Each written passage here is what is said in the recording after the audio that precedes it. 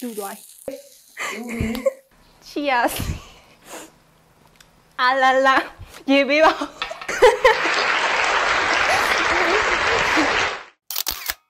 တေးဆွေတို့မဂ္ဂဇင်းပိတ်တဲ့ကြီးမင်္ဂလာပါ10မိနစ်အတွင်းချက်ကြမယ်အစီအစဉ်ကနေပြန်လည်ကြိုဆိုပါရစေဒီနေ့မှာတော့နီဂျီကဆက်လက်ရွက်ကြက်ဥလေးလေးလုပ်ပြမှာဖြစ်ပါတယ်စားလို့လည်းကောင်းတယ်အရသာလည်းရှိတယ်လွယ်လဲလွယ်တယ်မြန်လဲမြန်တယ်ဒါဆိုရင်တော့10မိနစ် challenge လေးကိုစပြီးတော့လုပ်လိုက်ကြရအောင် ready ပါရ okay ပါဒါဆိုရင်တော့စလုပ်လိုက်ကြရအောင်ဒီစိန်ထားတဲ့ဆက်လက်ရွက်လေးတွေကိုအရင်လှီးပါမယ်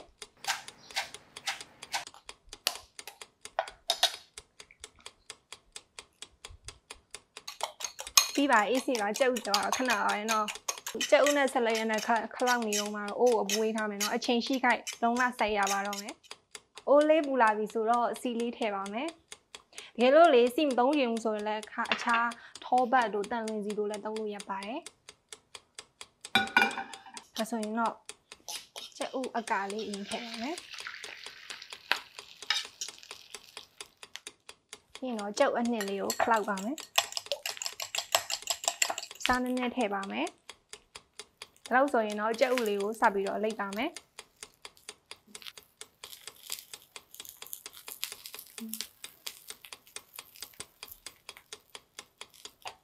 စီလီနည်းနည်းလေးထည့်ပါမယ်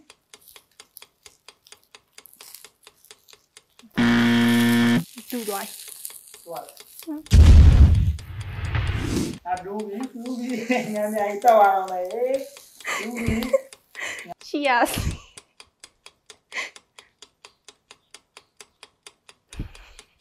အောင်ရတယ်လူသားမျိုးကြအာလာလာရေပေးပါ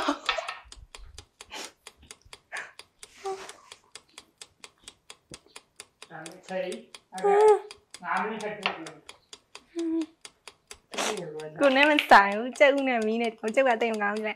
အခဲဟိုအနစ်ကတော့နေသူဟိုဖြစ်မနေစားလေးနည်းနည်းလေးထည့်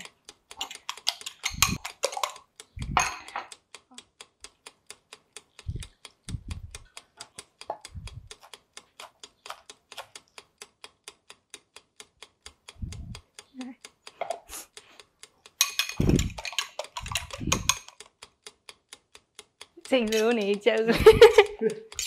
ကြက်ဥကိုပြစ်တင်တင်နေအမှန်တော့မဟုတ်ဘူးအမှန်တော့ကြက်ဥနဲ့မီးကြောင်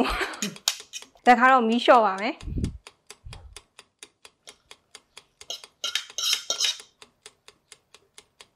ဒါခါတော့ဖြစ်လောက်ပါဒီကတော့ဖြစ်လောက်ပါမီးကိုအဆုံးထိလျှော့တာခုနကမီးပြင်းတော့မလိမ့်တလိမ့်လေးတော့ရတော့မလိမ့်တလိမ့်တော့ရတော့စီနည်းထည့်တော့ပြီးတော့ကြက်ဥအနှစ်ထည့်ပါမယ်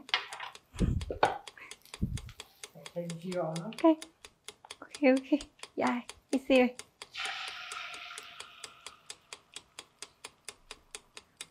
ရှိတော့တော့မပဲလိုရဲချက်တော့မှာငါရရင်တော့ကွာချက်တော့မှာ easy อ่ะ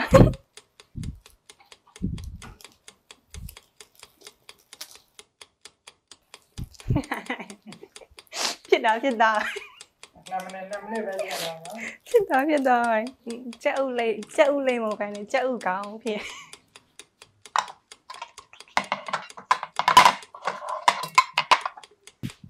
ဟာဒီတစ်ခါတော့ရက်သွားပါပြီငါစက္ကန့်လေးတော့နော်5 4 3 2